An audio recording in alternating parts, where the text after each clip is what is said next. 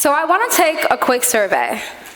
For a moment, I want you to think back to a time when you were made to feel small. When someone who had more power than you used their position to either invalidate your experience or tried to convince you that your voice doesn't have value. I've had plenty of those experiences. And if you've had one as well, please say, me too. Me too. So we have something in common. And we were able to learn about our commonality just by saying, me too. As juvenile as the phrase might seem, it's pretty powerful.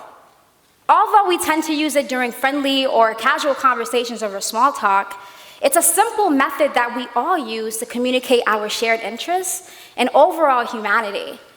So it's no wonder that in our contemporary world, the phrase me too has evolved to represent something much bigger.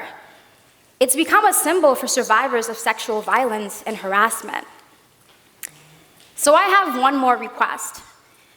If you know someone, regardless of their gender identity, who has had a Me Too moment, please raise your hand. Me too. I started working at a fast food restaurant during the summer of my sophomore year of high school. And for 3 years, I witnessed and experienced countless moments that caused me to question the state of humanity. Moments that ranged from a male coworker sexually assaulting a female coworker, and once being promoted to a shift manager, having to vie for the same respect given to my male colleagues while navigating through sexist and ageist perceptions of my authority in the restaurant. Long story short, my first minimum wage job exposed me to a lot. Yet regardless of how morally unsound the work environment proved to be, I chose to stay. Because the pay was more than good, the managers were willing to give a hardworking high schooler who was struggling financially at home with full-time hours. According to the Harvard Business Review, 90% of female and 70% of male service workers have experienced some sort of sexual harassment, either from the managers, coworkers, or customers. Yet our experiences are rarely ever reported because of the system that values customer service over human decency. From having to plaster a fake smile for tips, to feeling restrained from confronting rude or predatory customers, the service restaurant industry that I experienced was a cesspool. And it would be lazy to assert that this type of predatory behavior is unique to the individual. In fact, it's perpetuated by a system and supported by other high-powered players. Rinku Sen's article, Front of the House, Back of the House, describes a New York restaurant that would systematically reserve its front-of-the-house jobs for its white workers and preserve the scraps for its immigrant workers, who are stationed in the back of the house. Sen's article illustrates that for minimum wage jobs, workers are being exploited to further capitalist and oppressive agendas. And to think, this is all being done to enhance customer service. At the restaurant I worked, sexist and capitalist structures merged to form a delicious Molotov cocktail. I was placed in a position where it was my job to make people comfortable, while it stripped me of the power to call out discomfort.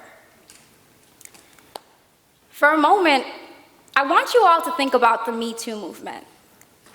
Who have you seen in the mainstream media?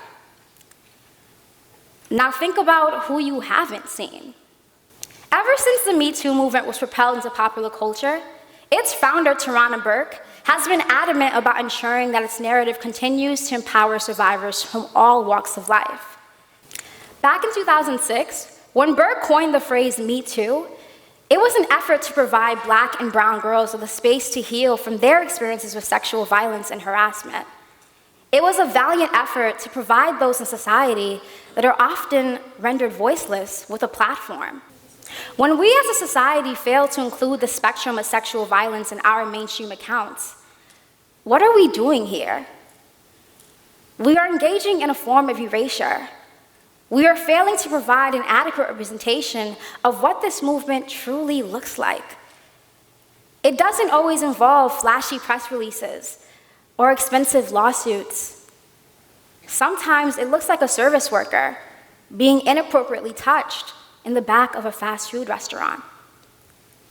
So while it's important that we're now having a timely conversation about what this movement means and looks like in our society, it is imperative that we do more to enlarge this conversation and eradicate these structures. As customers, we all, on a small scale, have the power to call out and change our abusive behavior.